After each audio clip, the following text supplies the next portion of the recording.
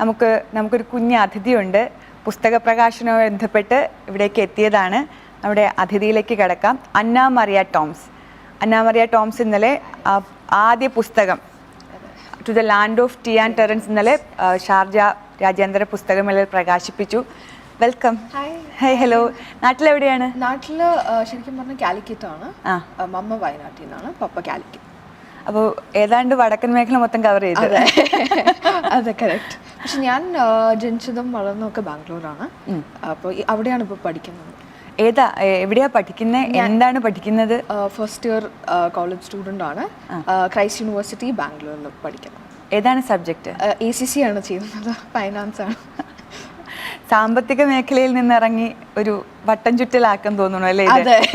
ഈ ബുക്കിന്റെ to the land of tea and terrains ഞാൻ മനസ്സിലാക്കുന്നത് ഇതൊരു ട്രിപ്പിനെ കുറിച്ച് യാത്രാ വിവരണം കൂടിയാണ് അല്ലേ? എന്താണ് ഈ ബുക്കിന്റെ ഒരു ഉള്ളടക്കം എന്നൊന്ന് പറയാമോ? ഇത് ശരിക്കും ഞാൻ ക്വാറന്റീൻ്റെ സമയത്ത് എഴുതിയതാണ്. I was only 14 years old when I wrote it. അപ്പം ശരിക്കും പറയുകയാണെങ്കിൽ ഇതെനിക്കൊന്ന് ട്രാവലോഗ് എന്ന് പറയുന്നതിനേക്കാളും കുറച്ചും കൂടി ആപ്റ്റ് ആവുന്നത് മെമ്മോർ എന്ന് പറയുമ്പോഴാണ്. കാര്യം കുറേ പേഴ്സണൽ ആനെക്ഡോട്ട്സും എക്സ്പീരിയൻസസും ഉണ്ട്. അപ്പം എനിക്കൊന്ന് കുറച്ചും കൂടി നന്നാവും നമ്മൾ മെമ്മോർ എന്ന് പറയുമ്പോഴാണ്. യെസ്. അപ്പോൾ ഇതെൻ്റെ ഫാമിലി ട്രിപ്പിനെ പറ്റിയിട്ടാണ്, UK യിലോട്ടുള്ള. നമ്മൾ 9 പേരുണ്ടായിരുന്നു. അപ്പോൾ അതിൽ നടക്കുന്ന കാര്യങ്ങളൊക്കെയാണ് ബുക്കിലുള്ളത്. അപ്പോൾ ഈ 18 വയസ്സായല്ലേ? അന്ന ഈസ് ആൻ 18-year-old daughter. അങ്ങനെയാണ് പറഞ്ഞേക്കുന്നത്. Debut travelogue written when she was in 9th grade. Yes. Although writing was not initially on her mind, she is grateful to her maternal grandfather for encouraging. അതായത് മുത്തശ്ശനാണ്, അതെ, അപ്പച്ചനാണ് ഇതിൽ ആദ്യമായിട്ട് എന്നെ ഇങ്ങനെ inspire ചെയ്തതും എഴുതാനുള്ള ഐഡിയ ഇട്ട് തന്നതും ഒക്കെ അപ്പച്ചനാണ്. മുൻപ് എഴുതിയിട്ടുണ്ടോ? ഇല്ല, ഞാൻ മുമ്പ് ആക്ച്വലി ഇത്രയും സീരിയസ് ആയിട്ട് ഒന്നും എഴുതിയിട്ടില്ല എന്നുള്ളതാണ്. ഈ സ്കൂളിലൊക്കെ പഠിക്കുമ്പോൾ ഏതെങ്കിലും തരത്തിൽ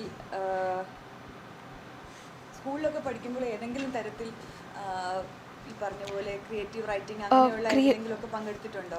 ഉണ്ട്. ഞാനപ്പം നമുക്കൊരു സ്കൂൾ മാഗസീൻ ഉണ്ടായിരുന്നു. അപ്പം അതിലോട്ട് വേണ്ട കുഞ്ഞു കുഞ്ഞു കാര്യങ്ങളൊക്കെ എഴുതുമായിരുന്നു. അങ്ങനെ അല്ലാതെ ഒന്നുമില്ല. എത്ര നാളായി എഴുത്തിലേക്ക് കടന്നിട്ട്? ഞാൻ ആക്ച്വലി ഇത് സ്റ്റാർട്ട് ചെയ്തപ്പം 14 years ഉണ്ടായിരുന്നുള്ളൂ. പക്ഷെ അതിൽ കുറച്ചും കൂടി വർക്ക് വേണ്ടിയിരുന്നു. കാര്യം ഞാനത് 9th grade കംപ്ലീറ്റ് ചെയ്തിരുന്നെങ്കിലും അത് കഴിഞ്ഞിട്ട് ഞാൻ പിന്നെ വീണ്ടും അതിലോട്ട് നോക്കുമ്പം എനിക്ക് കുറച്ചും കൂടി ഇമ്പ്രൂവ്മെൻറ്റിൻ്റെ ആവശ്യം തോന്നി. അപ്പോൾ അങ്ങനെ ഇതിൽ തന്നെ വർക്ക് ചെയ്തിട്ടുണ്ട്. അല്ലാതെ ഒന്നുമില്ല. ഇനി എഴുത്തിൻ്റെ മേഖലയിലേക്ക് വരണമെന്നുണ്ടോ? ഭയങ്കര ആഗ്രഹമുണ്ട്. ഞാൻ ആക്ച്വലി ഒത്തിരി ഐഡിയാസ് ഉണ്ട്. പക്ഷേ ഗോഡ് വില്ലിങ് അത് വരട്ടെ എന്നുള്ളതാണ്, നന്നായിട്ട് വരട്ടെ എന്നുള്ളതാണ്. ഈ വീട്ടിലാരെങ്കിലും ഒക്കെ എഴുതുന്ന കൂട്ടത്തിലുള്ളവരാണോ? അതെ, എല്ലാവരും. ആക്ച്വലി എൻ്റെ ബ്രദർ കുറേ എഴുതും. മമ്മ എഴുതുമായിരുന്നു പണ്ട്. പപ്പ എഴുതുമെന്ന് അറിയത്തില്ല. ബട്ട് എനിക്കൊന്ന് അപ്പച്ചനാണ് മെയിൻലി എഴുതുന്നത്. അപ്പച്ചൻ ഇബ്സൻ്റെ എനിക്കൊന്ന് ഓൾമോസ്റ്റ് എല്ലാ ഡ്രാമാസും മലയാളത്തിലോട്ട് ട്രാൻസ്ലേറ്റ് ചെയ്തിട്ടുണ്ട്. മുത്തച്ഛൻ്റെ പേരുകൂടി പറഞ്ഞു. തോമസ് എന്നാണ് ഞാൻ വിളിക്കുന്നത്. തോമാച്ചൻ ഇടയ്ക്ക് കളിയാക്കി വിളിക്കും.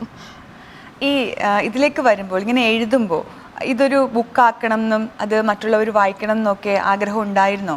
അപ്പം ആക്ച്വലി എനിക്ക് by God's grace had the opportunity to visit a few countries. അപ്പം അങ്ങനെ കൺട്രീസ് വിസിറ്റ് ചെയ്യുമ്പോൾ അല്ലെങ്കിൽ വേറൊരു സ്ഥലത്ത് പോകുമ്പം പപ്പയും അമ്മയും അത് ഡോക്യുമെൻ്റ് ചെയ്യണം എന്ന് പറയാറുണ്ടായിരുന്നു. അപ്പം അങ്ങനെ ചെയ്യുമായിരുന്നു. പക്ഷെ അത് ഒരിക്കലും ഒരു ബുക്കാക്കണം എന്നൊന്നും അന്ന് തോന്നിയിട്ടില്ല. പിന്നെയാണ് UK ആണ് ഞാൻ ആക്ച്വലി 1 മാസം എടുത്ത് കവർ ചെയ്ത് ട്രാവൽ ചെയ്ത സ്ഥലം. അപ്പം അതുകൊണ്ട് അത് എഴുതാനും അത്ര തന്നെ ഉണ്ടായിരുന്നു. ഒത്തിരി കാര്യങ്ങൾ കണ്ടു, ഒത്തിരി കാര്യങ്ങൾ പഠിച്ചു, ഒത്തിരി ഷെയർ ചെയ്യാനുണ്ടായിരുന്നു. അപ്പം ഞാനത് എനിക്ക് തോന്നുന്നു വെറുതെ ഒരു ബുക്കിൽ എഴുതിയപ്പം എനിക്ക് തോന്നി അതിൽ കൂടുതലും നമുക്ക് എന്തെങ്കിലും ചെയ്യാമെന്ന് വിചാരിച്ചപ്പോഴാണ് ഇങ്ങനൊരു ഐഡിയ വന്നത്. ഈ സാധാരണഗതിയിൽ നമ്മൾ എഴുതുന്നതൊക്കെ ചിലപ്പോൾ കുഞ്ഞുനാളിലെ എഴുത്തൊക്കെ നമ്മൾ സൂക്ഷിച്ചു വയ്ക്കലാണ് പതിവ്. പക്ഷെ ഇത് ബുക്കാക്കാം എന്നുള്ളൊരു ആശയം ആരാണ് തന്നത്? അപ്പച്ചനാണ് ആക്ച്വലി. ഞാൻ ഒരു ട്രാവൽ ജേർണൽ ക്യൂരേറ്റ് ചെയ്തായിരുന്നു. അപ്പോൾ അത് കണ്ടപ്പം അപ്പച്ചൻ പറഞ്ഞു, ഇത് എന്തുകൊണ്ട് ഒരു ബുക്കാക്കിക്കൂടാ, ഇതിൽ നന്നായിട്ടാണല്ലോ എഴുതിയിട്ടുള്ളതെന്ന് പറഞ്ഞപ്പോഴാണ് എനിക്ക് ആ ഐഡിയ സ്ട്രൈക്ക് ചെയ്തത് ശരിക്കും. അപ്പോൾ അതിനുശേഷം ഈ notionpress.com അവരാന്ന് തോന്നുന്നു അല്ലേ? അപ്പോൾ അവരെയൊക്കെ സമീപിച്ചത് എങ്ങനെയാണ്? ഈ പുസ്തക രൂപത്തിലേക്കുള്ള ഒരു യാത്ര പറയാമോ? പേപ്പറിൽ എഴുതിയത് പുസ്തകത്തിലേക്കുള്ള യാത്ര ഒന്ന് പറയാം. എനിക്ക് ആക്ച്വലി ആദ്യം ഒരു ഐഡിയ ഉണ്ടായിരുന്നില്ല ഇത് എങ്ങനെ തുടങ്ങണം, എവിടെ നിന്ന് തുടങ്ങണം. It was very overwhelmed. പക്ഷേ എനിക്ക് തോന്നുന്നു ആദ്യം ഞാൻ അപ്പം ട്രഡീഷണൽ പബ്ലിഷേഴ്സിനെ അപ്രോച്ച് ചെയ്യാൻ നോക്കിയപ്പം അപ്പച്ചൻ്റെ ഒരു ക്ലോസ് ഫ്രണ്ടാണ് സക്രിയ അങ്കിൾ, പോൾ സക്രിയ. അപ്പം എനിക്ക് അങ്കിളുടെ അടുത്ത് ഒത്തിരി കാര്യങ്ങൾ ചോദിക്കാനും അറിയാനും പറ്റി. അപ്പോൾ അങ്കിൾ ഒരു എസ്റ്റാബ്ലിഷ് റൈറ്റർ ആയതുകൊണ്ട് ഒരു ട്രഡീഷണൽ പബ്ലിഷറിനെ അപ്രോച്ച് ചെയ്യാൻ ഭയങ്കര എളുപ്പമാണ്. പക്ഷെ ഞാനൊരു ബിഗിനർ ആയതുകൊണ്ട് എനിക്ക് അങ്ങനെ ഒരു ഓപ്ഷൻ ഇല്ലായിരുന്നു. അപ്പം അങ്ങനെ ഉള്ളപ്പോഴാണ് നോഷൻ പ്രസിൻ്റെ കാര്യം അറിയുന്നത്.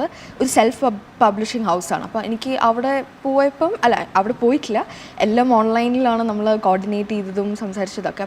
അപ്പോൾ അവിടുത്തെ അവിടെ വർക്ക് ചെയ്യുന്ന ആൾക്കാർ പറഞ്ഞു സെൽഫ് പബ്ലിഷിംഗ് ഹൗസ് ആയതുകൊണ്ട് തന്നെ അമച്വേഴ്സിന് അല്ലെങ്കിൽ ബിഗിനേഴ്സിന് ആർക്ക് വേണമെങ്കിലും പബ്ലിഷ് ചെയ്യാൻ പറ്റും എന്ന്.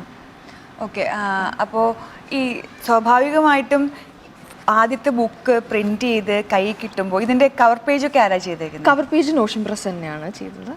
എല്ലാം അവർ തന്നെയാണ്. ടൈറ്റിലും എനിക്ക് ഇങ്ങനെ കാസിൽ വേണം എന്ന് എന്തെങ്കിലും UK ആയിട്ട്, അതായത് കവർ പേജ് കാണുമ്പോൾ ആൾക്കാർക്ക് സ്ട്രൈക്ക് ചെയ്യണമായിരുന്നു അത് UK ആണ് എന്നുള്ളത്. അപ്പോൾ ഈ പറഞ്ഞ പോലെ ഈ ബുക്ക് ഇങ്ങനെ കയ്യിൽ കിട്ടുമ്പോൾ എന്താ തോന്നിയത്? വളരെയധികം സന്തോഷമായിരുന്നു. കാരണം എനിക്ക് തോന്നുന്നു ഒരു PDF ഡോക്യുമെൻ്റ് ആയിട്ടായിരുന്നു ലാപ്ടോപ്പിൽ ഇരുന്നത് കുറേ കാലം.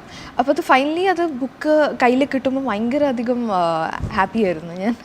അപ്പോൾ ഇതിൻ്റെ ഇന്നലെ പ്രകാശനം ചെയ്ത ആരാണ്, എന്താണ് അതിൻ്റെ വിശദാംശങ്ങളും കൂടി പറഞ്ഞു? അതെ, അപ്പം ഇന്നലെ ഷാർജ ഇൻ്റർനാഷണൽ ബുക്ക് ഫെയറിൽ പാർട്ടിസിപ്പേറ്റ് ചെയ്യാൻ പറ്റി. ഞാൻ ഓൾ ദ വേ ഇന്ത്യയിൽ നിന്ന് വന്നു ഇതിന് വേണ്ടിയിട്ട്. അപ്പോൾ ഇന്ന് തിരിച്ച് പോവാണ്, ആക്ച്വലി തിരിച്ച് ബാംഗ്ലൂർക്ക് പോവാണ്.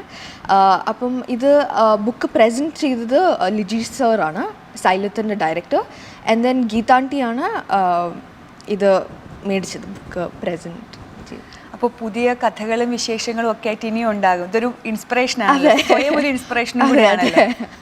ഇനി ഉണ്ടാവും ബുക്കുകൾ? ഇനി അറിയത്തില്ല, ഞാൻ പറഞ്ഞല്ലേ ഗോഡ് വില്ലിങ് അങ്ങനെ ഐഡിയാസ് ഉണ്ട്. യെസ്. അപ്പോൾ ഐഡിയാസ് മനസ്സിൽ തന്നെ ഇരിക്കേണ്ട, അത് പകർത്തി എഴുതൂ. പക്ഷേ ഈ പറയുന്ന അപ്കമിങ് ആയിട്ടുള്ള ന്യൂ കമ്മിങ് ആയിട്ടുള്ള പുതിയ എഴുത്തുകാർക്കൊക്കെ അതൊരു വലിയ ഇൻസ്പിറേഷൻ ആകും. നിങ്ങളെപ്പോലെ ഒരാൾ 14 വയസ്സിൽ എഴുതിയത് 18 വയസ്സിൽ ഇത്രയും വലിയൊരു ഓപ്പർച്യൂണിറ്റി, ഷാർജ ഫെസ്റ്റിവൽ പോലൊരു ബുക്ക് ഫെസ്റ്റിവൽ പോലൊരു ഓപ്പർച്യൂണിറ്റി, ഒരു വലിയ ലോകമാണ് തുറന്നു തന്നത്. അപ്പോൾ ആ ലോകം അടയാതിരിക്കട്ടെ, ആ ലോകം തുറന്നു വയ്ക്കൂ, ആ ലോകത്തേക്ക് ഒരുപാട് യാത്ര ചെയ്യൂ. അപ്പോൾ all the best. Thank you so much. Thank you. അപ്പോൾ വാർത്തകളും വിശേഷങ്ങളും ഒക്കെ ആയിട്ട് ഞങ്ങളുടെ കൂടെ ഇനിയും കൂടാനുള്ള അവസരം ഉണ്ടാവട്ടെ. ഓക്കെ, നമുക്കപ്പോൾ ഇനി അടുത്തൊരു വാർത്തയിലേക്ക് പോവാം.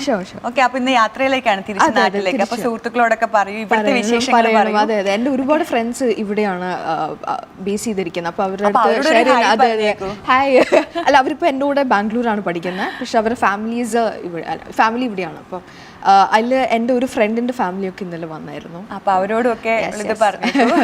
അപ്പോൾ ഒരുപാട് എഴുത്തിൻ്റെ മേഖലയിലും സാമ്പത്തിക മേഖലയിൽ കഴിവ് തെളിയിക്കുന്നതിനൊപ്പം എഴുത്തിൻ്റെ മേഖലയിൽ കൂടുതൽ തിളങ്ങട്ടെ എന്ന് ആശംസിക്കുന്നു. Thank you so much. Thank you.